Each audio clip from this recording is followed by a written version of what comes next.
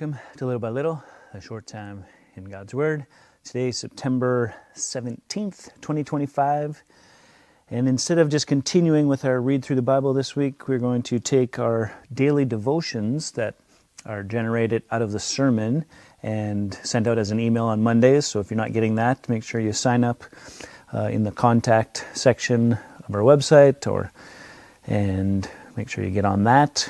There's some key takeaways and discussion questions you could use with your family or with friends.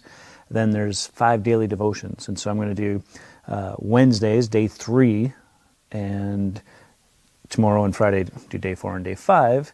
And we'll just see how that goes and how we continue it going forward. But here we are, Wednesday, a week after the assassination of Charlie Kirk. And as his organization that was called Turning Point, this can be that in our culture, in our world. What's it going to take? It's going to take Christians standing up, Christians speaking up, Christians living out the gospel, and then watching God work. Are you ready?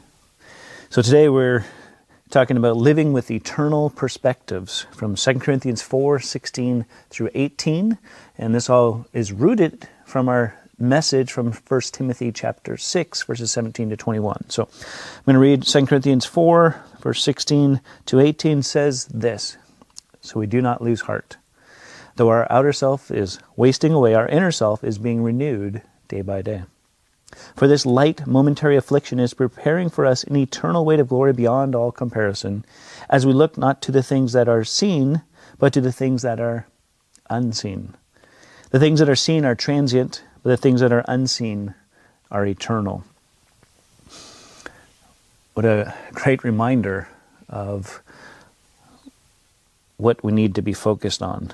When we talked in 1 Timothy chapter 6, 17 to 20, it was about storing up treasures for heaven and rather than the things of this earth. And that was kind of some of the things that came out. And so now as Paul reminds the church in Corinth, and therefore us as well, about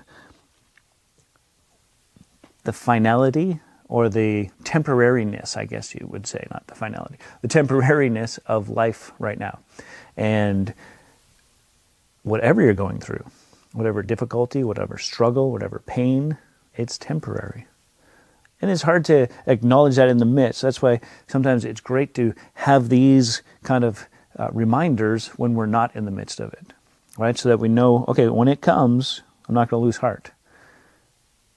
I'm going to stay with Jesus. I know that there's some difficulties coming. And if you're in it, then just hear the words of the Bible and allow them to be a soothe and a salve to your soul, right? That this light momentary affliction is preparing for us an eternal weight of glory beyond all comparison.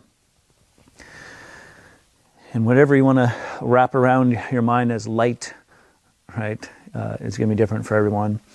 But the point, of course, is this too shall pass. Not in a flippant way, and we should never approach it that way to talk to someone about their trials and their tribulations and their struggles and like, well, this will pass, like be sensitive. But why do we have that viewpoint? And he tells us why there at the end. It's because we're supposed to be looking at things that are not seen, not the things that are seen. The things that are seen, it's obvious that they're before us, we get it. It's those unseen things that we're holding on to, that unseen God and the reward in heaven. As you think about these things and about how to implement them into your life, as you talk about them, are there areas where you're struggling? And it's actually just a light, momentary struggle. Give those things over to the Lord. Talk to someone about how you can move forward if there's an area that you just need some help in. But keep moving forward. Until next time, keep growing. Little by little.